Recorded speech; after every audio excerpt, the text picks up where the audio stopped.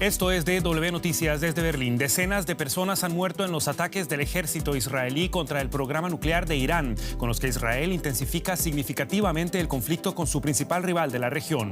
Los ataques acabaron con la vida de mandos militares y científicos en Irán y llevan al gobierno a prometer represalias. Los aliados de Israel justifican los bombardeos como una medida necesaria contra una amenaza existencial.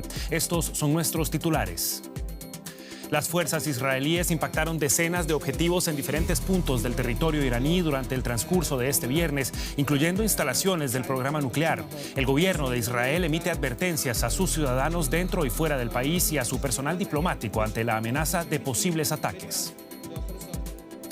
Además, en Irán, miles de personas salen a las calles para exigir una respuesta de su gobierno por los ataques israelíes y dicen que su país está preparado para la guerra. Israel ya reporta ataques del ejército iraní. Y los investigadores del accidente del vuelo 171 de Air India afirman haber encontrado una de las cajas negras del avión accidentado este jueves poco después de despegar. Las autoridades continúan rebuscando entre los escombros del Boeing 787.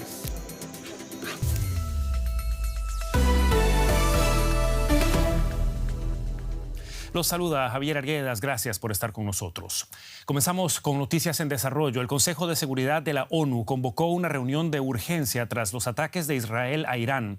Este viernes el ejército israelí lanzó una nueva oleada de bombardeos en varios puntos de su territorio, incluyendo Natanz, la principal planta de enriquecimiento de uranio de Irán, que vemos aquí en imágenes de la televisión estatal iraní. El ataque sobre Natanz fue confirmado por el director de la Organización Internacional de la Energía Atómica, Rafael Grossi, quien dijo que la planta sufrió graves daños. Las autoridades iraníes aseguran que no se ha detectado ninguna fuga química o radioactiva. Los bombardeos israelíes golpearon también el aeropuerto militar de Tabriz en el noroeste de Irán, así como otras instalaciones nucleares y militares en distintos puntos del país. El ejército israelí afirma que 200 de sus cazas atacaron unos 100 objetivos en la capital y otras ciudades iraníes durante la noche. Teherán aseguró que considera estos ataques, citamos, una declaración de guerra y que responderá con contundencia a lo que ha calificado de, citamos, agresión ilegal y cobarde del régimen sionista. La periodista Maya Siminovich se encuentra en Tel Aviv para ofrecernos más detalles de la situación que allí se vive. Maya, ¿qué tal? Buenas noches para vos. En solo las últimas horas, Israel advirtió a su personal diplomático que se mantenga en resguardo, mientras en Israel suenan las sirenas también por un misil lanzado desde Yemen. ¿Qué situación se vive en estos momentos donde estás? Hola Javier, en este mismo instante acabamos de recibir otra de estas alertas telefónicas en las que nos anuncian que puede haber desarrollo inminente y nos urgen a estar muy cerca de los refugios. Es algo no muy concreto, pero esto es lo que está pasando ahora mismo en este instante, después de todo este día en el que Israel ha estado atacando Irán de la manera en la que habéis descrito, en muchas ciudades diferentes, separadas a miles de kilómetros, diferentes puntos militares, científicos, de inteligencia y hasta religiosos, de manera que se espera una respuesta iraní inminente y veamos qué es esta alerta que acabamos de recibir. Efectivamente, tenemos entendido que Israel está informando de un ataque iraní en estos momentos. Seguiremos, por supuesto, pendientes. Hablemos de las implicaciones internacionales también. Estados Unidos, Maya, se ha distanciado de los ataques, asegurando que no estuvo involucrado. Y, sin embargo, reportes parecen confirmar que Donald Trump estuvo informado de antemano y que el gobierno estadounidense advirtió también a otros países de la región sobre este ataque. ¿Qué informaciones conocemos sobre el rol de Estados Unidos en este enfrentamiento? Pues Javier, informaciones no conocemos, pero escuchamos lo que está diciendo Trump, lo que dice su embajador aquí, Mike Huckabee. Él publicó en Twitter o en X, una hora antes del ataque israelí a Irán, el primero, a las 2 de la mañana, publicó un mensaje también enigmático que decía: permaneceremos en la embajada y rezaremos por la paz de Israel. No se entendió ese mensaje en ese momento, una hora después ya sí se entendió. Por lo tanto, hay muchas señales que indican que probablemente saben, conocen los planes. De hecho, Trump también ha dicho 1000 veces antes que había un ataque inminente israelí, que está preparándose, que está listo. Luego dijo también que Israel usó armas estadounidenses y hoy ha dado pleno apoyo a este ataque, de manera que algo algo hay entre ambas naciones de información y de connivencia en esto que estamos viviendo. Maya Siminovich, con el reporte en momentos críticos para la seguridad de Israel. Maya, muchísimas gracias por tu informe. Cuídate mucho y hasta la próxima. Israel afirma que sus ataques se golpearon el programa de enriquecimiento de uranio de Irán. Los medios estatales iraníes denuncian que hay decenas de fallecidos, incluidos civiles y niños, y también centenares de heridos, aunque las autoridades no han dado por ahora ninguna cifra oficial. Se trata del mayor ataque jamás llevado a cabo por Israel contra Irán. Israel bombardea a Teherán en medio de la noche. Ataca bases militares cercanas y edificios residenciales en la capital iraní. El objetivo, la cúpula militar. El centro nuclear de Natanz, la principal planta de enriquecimiento de uranio, se veía en llamas en la televisión estatal. Además de Natanz, Israel atacó las instalaciones nucleares de Arak y Kermanshah y bombardeó bases militares, fábricas de misiles balísticos y defensas aéreas. También alcanzó el centro de investigación de Tabriz. Irán ha confirmado la muerte de sus más altos comandantes militares, incluido el jefe del Estado Mayor, Mohammad Bagheri, aquí en imágenes de archivo, su número 2, el general Gholam Ali Rashid, y el líder de los guardianes de la revolución, Hossein Salami. Varios científicos nucleares murieron también en los ataques. El primer ministro israelí Benjamin Netanyahu dijo que el objetivo de los bombardeos era eliminar una amenaza existencial. Hace unos instantes, Israel lanzó la Operación León Creciente, una operación militar selectiva para revertir la amenaza iraní a la misma supervivencia de Israel. Golpeamos el corazón del programa nuclear de Irán. Atacamos la principal planta de enriquecimiento de uranio de Natanz y a los principales científicos nucleares que trabajaban en el desarrollo de la bomba iraní. En Teherán, la gente salió a protestar por los ataques. Irán ha anunciado represalias y ha disparado cerca de 100 drones contra Israel. La mayoría fueron interceptados. Un presentador de televisión leyó la declaración del líder supremo, el ayatolá Ali Khamenei. El régimen debe contar con un castigo severo. La mano poderosa de las Fuerzas Armadas de la República Islámica no lo dejará pasar si Dios quiere. Con este crimen, el régimen sionista se ha forjado un amargo y doloroso destino y definitivamente lo recibirá. Los bombardeos alcanzaron zonas densamente pobladas de Teherán. Los medios de comunicación iraníes denuncian víctimas civiles, si bien por ahora Irán no ha dado cifras oficiales. Los planes de Israel de prolongar sus ataques durante días o incluso semanas hacen temer que el conflicto derive en una guerra regional. La doctora Marina Mirón es investigadora de estudios de guerra del King's College de Londres. Nos acompaña a esta hora desde la ciudad de Múnich. Muchas gracias por estar con nosotros, señora Mirón. Y quisiera comenzar preguntándole por la naturaleza y la escala de estos ataques. La última vez que Israel lanzó un ataque significativo a Irán fue en octubre de 2024. En ese entonces se hablaba de un ataque limitado. ¿Cómo pudo Israel llevar a cabo ahora una operación de este alcance en un país que ni siquiera es limítrofe? Buenas tardes, Javier. Pues lo que tenemos que entender es que el último ataque que llevó a cabo Israel ha dañado mucho los sistemas de defensa aérea que tiene Irán. Y son sistemas bastante antiguos, son sistemas soviéticos como S-300, por ejemplo. Y Israel tiene tecnología más avanzada y también armas de precisión y de alto alcance. Es decir, que ahora ve el momento oportuno de lanzar todo lo que tiene porque ve a Irán en este momento bastante debilitado y siente el peligro de que Irán podría desarrollar un arma nuclear. Y ahora está aprovechando, digamos, la oportunidad de utilizar lo que tiene Israel. Incluso, por ejemplo, sus servicios de inteligencia también están trabajando. Tiene aviones de caza, tiene drones y todo esto se puede lanzar desde el mismo territorio de Israel o también de otros sitios. Por ejemplo, había informes que los drones que se lanzaron han sido lanzados desde el territorio iraní, es decir, que a lo mejor existe una red establecida por los servicios de inteligencia israelí dentro del mismo país para lanzar ataques, para hacer sabotaje. Hablábamos de ese peligro. Israel afirma que la operación tiene el objetivo de eliminar lo que llama un riesgo existencial para el país. ¿En qué consiste en concreto este peligro y qué tantas posibilidades tiene el ejército israelí de limitar la capacidad militar de Irán? Bueno, si vemos la retórica de Ayatollah Khomeini, él quería acabar con la existencia de Israel. Entonces Israel se sienta bastante amenazado, se siente amenazado por el proxy iraní Hezbollah en Líbano, se siente amenazado por los Houthis de Yemen, que son también los proxies. Entonces ahora, después, como dije antes, después del último ataque, cuando alcanzó a debilitar a Irán y las capacidades iraníes, está viendo ahora una oportunidad de debilitar el país aún más para que no presente ningún tipo de riesgo para Israel, porque se supone que Irán está a punto de terminar el desarrollo de un arma nuclear, lo que podría cambiar la situación para Israel desde el punto de vista de Benjamín Netanyahu. Él dice que Irán está a punto de desarrollar este arma y entonces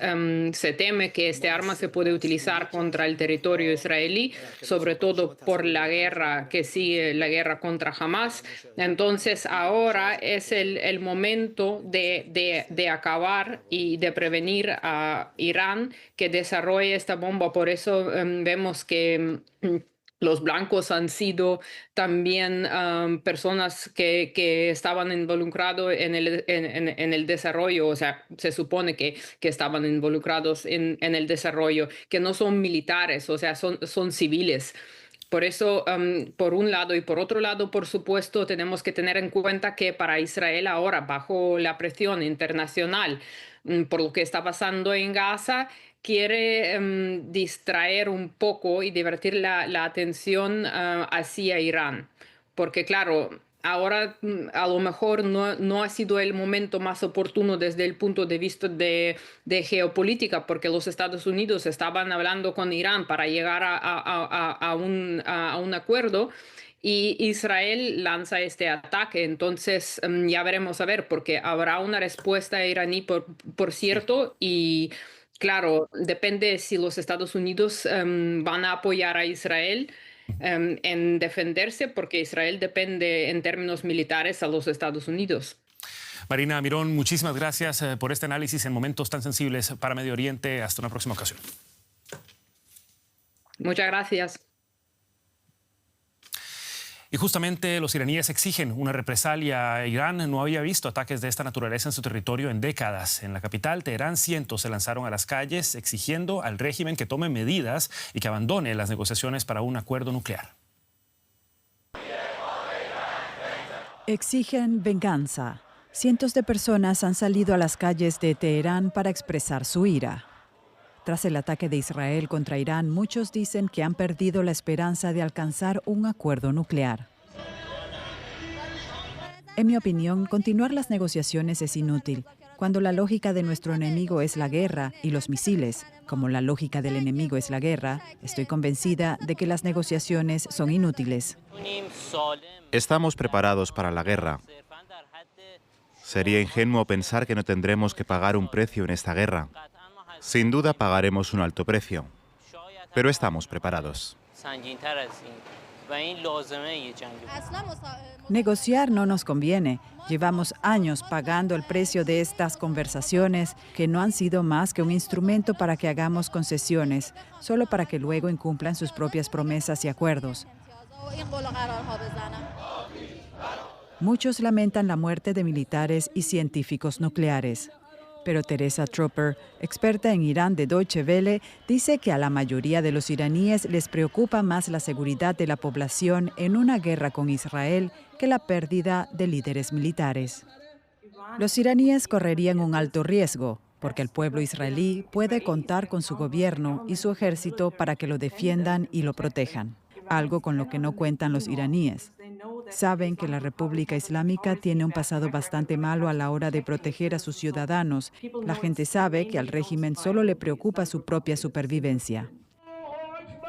Muchos iraníes están enojados, atrapados entre la pérdida de la esperanza de paz y las crecientes llamadas a la venganza. Vistas las reacciones en Irán e Israel, ampliamos ahora el foco a las reacciones internacionales. Aquí en Alemania, el canciller Friedrich Merz reafirmó este viernes el derecho de Israel a defender su existencia y la seguridad de sus ciudadanos. Merz fue informado sobre el ataque por Benjamin Netanyahu por la mañana y urgió en un comunicado a Irán y a Israel a evitar una nueva escalada. Su vocero expresó también la preocupación del gobierno por el avanzado programa nuclear iraní. Por otro lado, el Gabinete de Seguridad alemán, reunido hoy, acordó tomar medidas para garantizar la protección de los ciudadanos alemanes en Israel y Medio Oriente. La crisis estalló en momentos en que el ministro de Exteriores alemán, Johann Wadephul, se encuentra de gira por varios países de Medio Oriente. Desde Egipto, el ministro llamó a la desescalada, pero reiteró el apoyo de Alemania a Israel. Irán está atacando a Israel en este momento con cientos de drones. Los informes reportan ya las primeras víctimas. Estos acontecimientos son extremadamente preocupantes. Condenamos categóricamente el ataque indiscriminado iraní contra territorio israelí. Instamos a todas las partes a abstenerse de tomar medidas que lleven a una escalada mayor y que pongan en peligro la seguridad de toda la región. Ampliamos el detalle de estas informaciones con nuestro corresponsal político Andrés Goldschmidt. ¿Qué tal, Andrés? Un gusto saludarte. ¿Qué reacciones has podido recopilar sobre estos ataques aquí en Alemania? Javier, de apoyo, la fórmula se repite cuando se trata de Israel, reconocer el derecho a la defensa. Si bien es cierto que en la conferencia de prensa hubo preguntas sobre la legalidad de la operación y preocupaciones por si no es peligroso golpear instalaciones nucleares, algo que también preocupó y hoy lo expresó el organismo internacional de energía atómica, la respuesta de Alemania no varió. Hubo también conversaciones con Keir Starmer y con Emmanuel Macron, líderes de Francia y Reino Unido. El grupo E3. ¿Quiénes son el grupo E3? Son los europeos del formato del grupo 5+1, quienes negociaron en 2015 el acuerdo nuclear con Irán y los que impulsaron ayer en la Junta de Gobernadores del Organismo Internacional de Energía Atómica esa resolución tan crítica contra Irán. Importante, el ministro del Interior ordenó reforzar la seguridad en todas las instalaciones e instituciones judías en Alemania. Andrés, sabemos que la postura de Alemania suele ser predecible cuando se trata de Israel. ¿Qué lectura se hace de las declaraciones que brinda hoy el gobierno alemán? Vos diste la respuesta, predecible, apoyo a Israel. Si bien es cierto que hay una suerte de tabú, de prohibición tácita, Javier, de ser Alemania el primero que levante el dedo para decirle a Israel lo que debe hacer o para reprocharle lo que hizo o dejó de hacer. En este caso es cierto que Alemania tiene una postura clara sobre el programa nuclear iraní y contraria, lo repito, es coautora de la resolución ayer en el Organismo Internacional de Energía Atómica, contrario a Irán, y que aceleró dramáticamente los tiempos. Alemania, por otro lado, no tiene interés en una escalada y es probable que tenga puntos críticos contra esta operación, pero también hay que reconocer que hoy Alemania no tiene la sustancia, no tiene el peso en el escenario geopolítico mundial como para influir en las decisiones ni de Israel ni de Irán. Andrés Goldschmidt con el análisis de las reacciones alemanas a lo que ocurre en estos momentos en Medio Oriente. Muchísimas gracias. Hasta la próxima. Y seguiremos, por supuesto, actualizando las informaciones sobre esta crisis en nuestras próximas ediciones. Cambiamos ahora al número de víctimas del accidente aéreo del vuelo 171 de Air India, que asciende a 290 mientras avanzan las investigaciones. La policía afirma que ya se recuperaron los restos del avión, una de las dos cajas negras que registran los datos aéreos. Recordemos que el avión se estrelló poco después de despegar, impactando una zona residencial. El vuelo cubría la ruta de Ahmedabad a Londres. Solo una persona sobrevivió. Mientras tanto, cientos de familiares acuden a identificar a sus allegados en un proceso que podría tardar días. El dolor es tangible afuera de la morgue de Ahmedabad. A medida que van pasando las horas, el número de personas que esperan para identificar a sus familiares fallecidos aumenta. Este hombre perdió a varios allegados en el accidente. Eran 4 personas en total: mi sobrino, su esposa y sus 2 hijos. Una niña de 4 años y uno de 8. Tomaron un vuelo desde Ahmedabad. Cuando nos enteramos del accidente, vinimos desde Bombay. Todos ellos se reúnen en estas instalaciones donde las familias deben acudir para dar muestras de ADN e identificar así a las víctimas. Como los familiares no viven necesariamente aquí, vamos tomando muestras a medida que van llegando.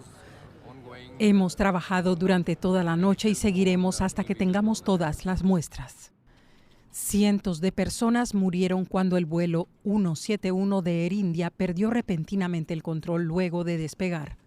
La aeronave explotó y cayó en una zona residencial convertida en una bola de fuego. Mi primo falleció, su madre intentó salvarlo, pero también murió. Aún no le hemos informado a su madre porque padece del corazón. Si se entera de repente podría ser un shock y empeorar las cosas. Los equipos de rescate y los investigadores trabajan aún en el lugar del siniestro que ha dejado un sobreviviente. Su nombre es Biswash Kumar Ramesh. Su asiento era el 11A y posiblemente fue la proximidad a la puerta de emergencia lo que le salvó. Ramesh recibió en el hospital la visita del primer ministro indio Narendra Modi, quien también visitó la zona del siniestro. Su supervivencia es un tenue destello de luz en medio de una tragedia que ha devastado a muchas familias. En Argentina, la expresidenta Cristina Fernández de Kirchner anunció que se presentará ante un juez el próximo miércoles para cumplir su condena de 6 años en prisión. La expresidenta espera poder cumplirla en casa por cárcel. Por tercer día consecutivo, cientos de simpatizantes de Cristina Fernández de Kirchner, entre ellos miembros de organizaciones sociales, sindicales, estudiantiles y principales dirigentes del peronismo, se reúnen en apoyo a la exmandataria. Hoy el Poder Judicial, la mafia judicial de nuestro país, está judicializando la política una vez más con este fallo, con esta condena, y nosotros tenemos un deber que es defender a Cristina, porque para nosotros defender a Cristina es defender a la democracia.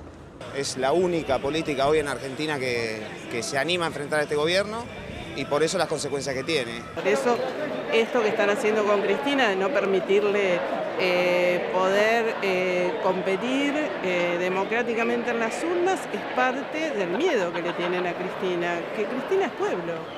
El martes, la Corte Suprema de Argentina ratificó su condena de 6 años de prisión y la inhabilitación perpetua para desempeñar cargos públicos dictada en 2022 por un tribunal oral. En realidad, todo el mundo...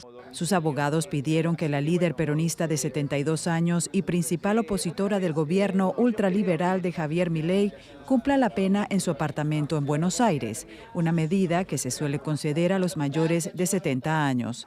El tribunal aún debe decidir si lo autoriza, solicita otro domicilio de detención o la envía a prisión. Desde entonces, Kirchner ha esperado respuesta en su apartamento y sale ocasionalmente al balcón a saludar a una multitud que la aclama, entre cánticos peronistas y denuncias de proscripción y guerra judicial. La expresidenta anunció que se presentará el próximo miércoles 18 de junio ante la justicia para empezar a cumplir su condena. Cristina Fernández de Kirchner fue condenada por administración fraudulenta en contratos de obras públicas en la provincia de Santa Cruz durante su mandato presidencial entre el 2007 y el 2015. Y antes de irnos, este fin de semana se cumplen 40 años del acuerdo de Schengen que permite la libre circulación de bienes y de personas, o mejor dicho, solo de personas y de bienes también entre los países miembros de la Unión Europea. Pero ocurre en momentos en los que cada vez más naciones imponen controles migratorios para reducir la migración. La libertad de viajar sin fronteras. El acuerdo de Schengen se concibió como un paso hacia la unidad europea. Eliminaba las barreras en favor de la estabilidad política y la prosperidad económica, pero 40 años después se encuentra en una encrucijada. El espacio Schengen está formado por casi todos los Estados miembros de la UE, además de Suiza, Liechtenstein, Noruega e Islandia. Una vez en su interior, las personas pueden viajar libremente. Sin embargo, cada vez más países han introducido recientemente controles fronterizos temporales. Lo justifican con la lucha contra la inmigración irregular, la sobrecarga administrativa o el terrorismo. Alemania introdujo el año pasado controles temporales en sus 9 fronteras terrestres, como aquí en la frontera con Luxemburgo. Y en mayo el nuevo gobierno conservador tomó la controvertida decisión de retornar desde la frontera a la mayoría de los solicitantes de asilo. Desde septiembre hemos registrado unas 1.100 entradas no autorizadas. De ellas, 700 personas fueron devueltas a Luxemburgo y desde mayo hemos devuelto a 5 solicitantes de asilo. Para algunos de los que cruzan diariamente la frontera entre Alemania y Luxemburgo, los controles suponen añadir unos 20 minutos al trayecto. Los afectados tienen sentimientos encontrados. Por un lado lo entiendo, pero básicamente significa que estamos cerrando la frontera otra vez, y no me parece muy bien. No me gusta tener que perder 10 minutos, pero tiene su razón de ser. Creo que va en contra del espíritu europeo, porque normalmente no debería haber controles fronterizos fijos, como este. El experto en migración Alberto Neidhardt asegura que los controles han vuelto por una razón. Responden a un argumento principalmente político. Los gobiernos europeos intentan enviar a sus electores el mensaje de que están abordando los movimientos irregulares dentro del espacio Schengen. Estos controles, aunque controvertidos, están permitidos por las normas de Schengen en determinadas condiciones. Los Estados miembros pueden introducir controles fronterizos en sus fronteras interiores, pero en el marco de las normas que rigen la materia y por un tiempo limitado. Expertos indican que estas medidas ponen en entredicho valores fundamentales europeos. Los controles fronterizos dentro del espacio Schengen tienen un significado simbólico, porque evidentemente no solo constituyen un obstáculo a la libre circulación, sino que también simbolizan lo frágil que es la unidad entre los Estados miembros. 40 años después del acuerdo, la política de fronteras abiertas en la Unión Europea se enfrenta a su reto más difícil. Y hasta aquí las noticias. Quedan al día con la actualidad internacional. Por su atención y en nombre de todo el equipo, gracias y que la pasen bien.